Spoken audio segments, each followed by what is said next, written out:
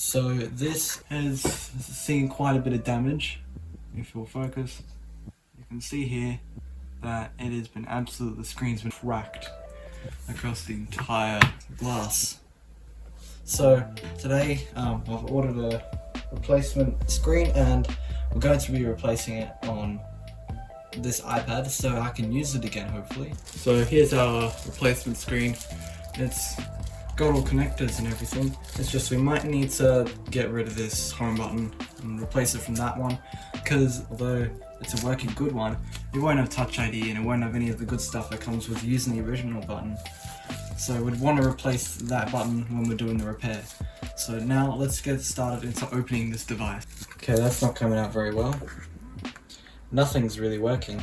Our only option may be to just pick from here. The glue is incredibly strong. Okay, there's only one more option we have.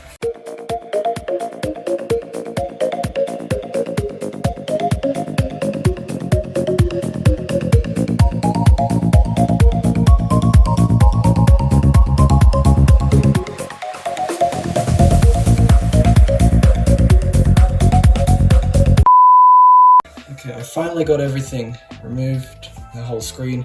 There's a few scratches, but that's fine. This is a device that's not, that's just going to be used by me, and I don't care. It's just as long as I'm not going to cut my fingers on it. That's all I worry about. Hopefully the screen still works. This took like 2 hours to remove this glass, which was not very good. Time to lift the screen up. I'll plug in a new touchscreen and see if it will be recognized. Works. Let's see if this touchscreen works in a minute. Look at that! Replacement screen works.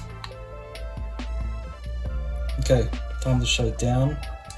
Now it's time to do the actual work on the home button. Let's get this button off. This home button is taking forever. You have to do this rubber seal. It's so hard to place back in. This has taken hours by this point.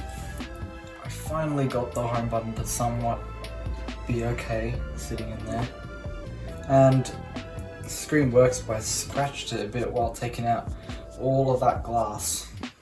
Yeah, Touch ID works. Turns on and runs.